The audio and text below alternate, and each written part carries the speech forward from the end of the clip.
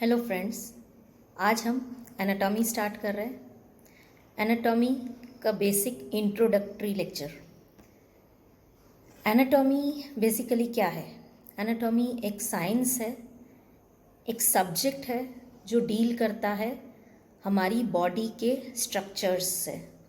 हम एनाटॉमी में पढ़ते हैं कि हमारी बॉडी में क्या क्या स्ट्रक्चर्स है, क्या बॉडी ऑर्गन्स है, कौन से बॉडी के सेल्स, टिश्यूज़, ऑर्गन्स और सिस्टम्स है।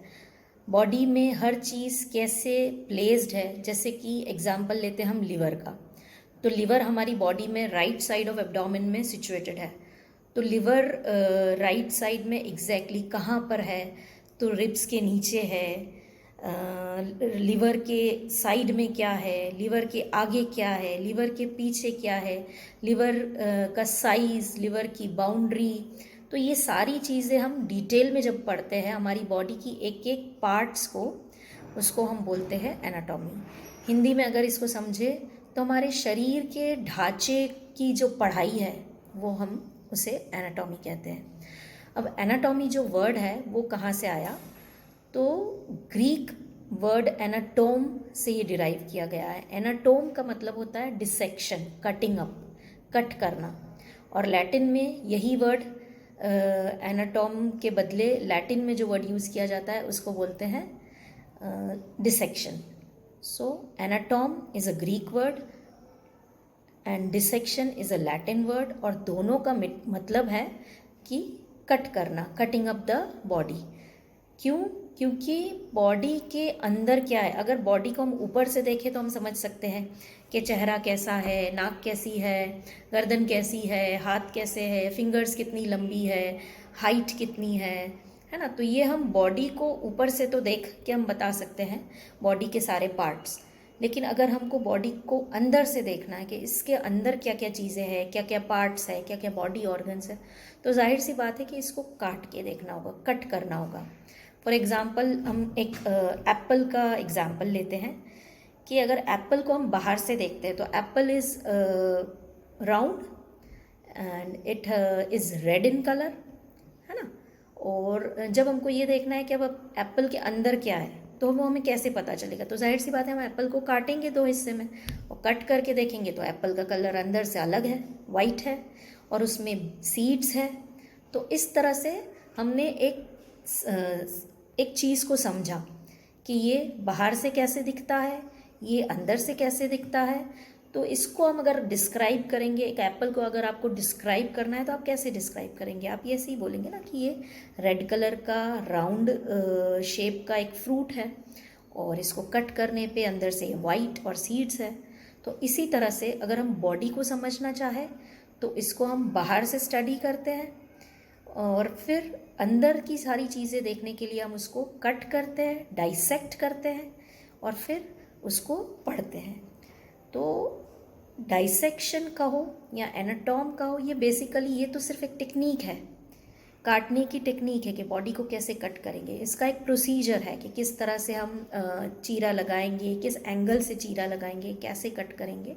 तो ये तो एक टेक्निक है। लेकिन जो एनाटॉमी वर्ड जो है प्रॉपर, ये इस एनाटोम से डिराइव किया गया है और इसका मतलब है कि एक बहुत बड़ा साइंस है, एक बहुत बड़ा सब्जेक्ट है जिसमें हम इंसान को, ह्यूमन बॉडी को अच्छे से, उसके ढांचे को, उसके स्ट्रक्चर को समझते हैं। तो इसका डेफिनेशन अगर देखेंगे तो anatomy is a science which deals with the structure of human body. अब ये एनाटॉमी आया कहाँ से? मेडिकल साइंस स्टार्ट कैसे हुआ? तो एज अ डॉक्टर या फिर as a student of medicine सबको पता होना चाहिए कि founder of medicine was Hippocrates. ये 400 साल बीसी में थे, बिफोर क्राइस्ट। बीसी मतलब बिफोर जीसस क्राइस्ट। तो यहाँ इस समय हिपोक्रेट्स ने ये मेडिसिन सब्जेक्ट को लेकर आए थे, क्योंकि उसके पहले तो बहुत सारी दकियानूसी चीज़ें होती थी इंसान के इलाज के लिए। उसको बांध दिया जाता था, उसको मारा पीटा जाता था। ये समझते थे कि इसमें कोई आत्मा आ गई है, कोई इविल स्पिरिट आ गया है, तो उसको टाई अप करके उसको बीट किया जाता था, मारा जाता था भगा झाड़ फूक से, और इनसे इविल स्पिरिट को भगाया जाता था। या फिर ब्लड लेटिंग की जाती थी, नस काट के जो शरीर का गंदा खून होता था वो बहाकर बीमारी को दूर किया जाता था। तो इस तरह से इससे बहुत ज़्यादा तकलीफ़ होती थी इंसान को। लेकिन हिपोक्रेट्स थे जिन्होंने बताया कि इंसान के अंदर बीमारी आती है और उसका इलाज होना चाहिए। So since that time he is known as the father of medicine and he is also the founder of anatomy. क्यों? क्योंकि एनाटॉमिकल डिस्क्रिप्शंस उनके काफ़ी कलेक्शंस में पाए जाते हैं। लेकिन प्रॉपर अगर फादर ऑफ एनाटॉमी कहा जाए तो वो थे Herophilus. Herophilus is known as father of anatomy. वो उस समय प्रैक्टिस करते थे, बच्चों को पढ़ाते थे, और he was the first person to dissect the body. Dissect मतलब to cut and open up the body and study the internal structures. So he was the first person. उन्होंने बॉडी को डिसेक्ट किया, अंदर की सारी चीज़ों को समझा, उसको नोट डाउन किया। उन्होंने काफ़ी बुक्स लिखी एनाटॉमी पर, और उन्होंने काफ़ी नोमेनक्लेचर्स दिए, जैसे इसको किडनी बोलते हैं, इसको वेन बोलते हैं, इसको आर्टरी बोलते हैं। नेमिंग दिया बॉडी के सारे स्ट्रक्चर्स को, ये टेंडन है, ये लिगामेंट है। So he is known as the father of anatomy.